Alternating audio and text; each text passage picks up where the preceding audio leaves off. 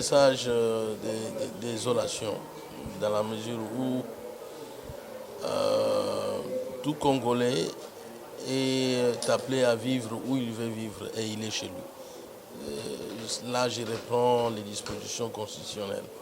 Donc on ne peut pas faire la chasse à l'homme, peu importe la situation vécue ou les problèmes qui surviennent, qui ne manquent pas dans la société. Donc les images atroces qui circulent, qu'on a vécues, qui viennent de Malemba Nkulu, où vous voyez les femmes violentées, on introduit des bois dans les organes génitaux, et, on apprend qu'on a tué les Kassaïens, je crois environ 7. On attend les conclusions des enquêtes. Ne peuvent pas me laisser indifférent. Donc voilà pourquoi je suis venu saisir la plénière de l'Assemblée pour qu'il y ait une recommandation adressée au gouvernement afin que la lumière s'établisse et que les coupables puissent répondre de ces actes. Donc que le gouvernement dépêche rapidement les forces de l'ordre à Malemba Nkulu pour le rétablissement de l'ordre public, mais aussi qu'on sécurise toute une communauté qui est en train d'être pourchassée, qui sont dans les brousses, et les maisons brûlées, les marchandises brûlées. Je ne peux pas comprendre que les communautés qui vivent si longtemps ensemble, les Kassaïens, vont à Malemba Nkulu pour acheter les bitoy, les poissons salés.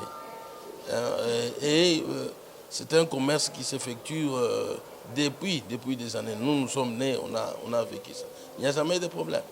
Et qu'aujourd'hui, qu'il surgisse de ce genre de comportement, d'intolérance tribale, c'est inacceptable.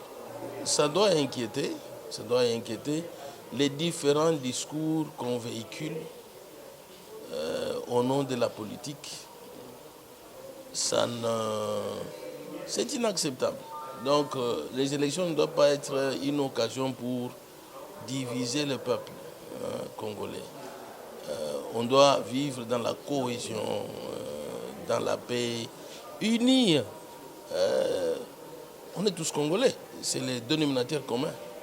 D'où viennent ces histoires d'intolérance tribale, que sais-je encore.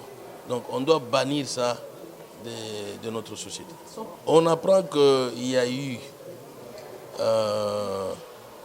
2 motards originaires de Malemba Nkulu. C'est ce que nous apprenons en attendant les conclusions des enquêtes qui seraient partis dans la brousse, dont l'un a perdu sa moto et a été tué.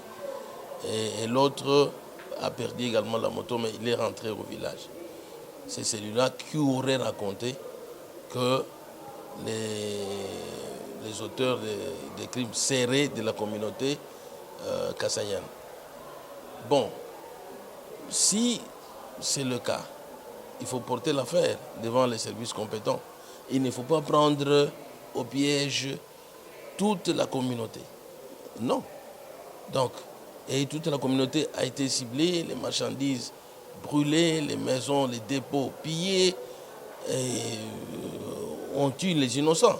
En principe, quand les populations de la communauté kassaïenne, quand on m'a appelé, j'ai eu des appels incessants, en cri de détresse. J'ai saisi immédiatement le vice-premier ministre, ministre de l'Intérieur, pour lui informer de ce qui se passait à Malemba Nkulu. Il m'a dit que les dispositions étaient en train d'être prises pour pouvoir parer à toute éventualité et sécuriser toute la population. Et donc, j'apprends que depuis hier dans la soirée, et ce matin, que la situation serait calme et que les meneurs de la violence exercée sur la dame, vous voyez les images atroces qui circulent seraient arrêtés. C'est sous réserve du rapport qui sera rendu public par le ministère de l'Intérieur. Nous, Assemblée nationale, en tant que représentation nationale de la population, on ne peut pas rester indifférent. C'est pourquoi j'ai saisi la plénière pour qu'une recommandation soit adressée au gouvernement afin de prendre la situation en main.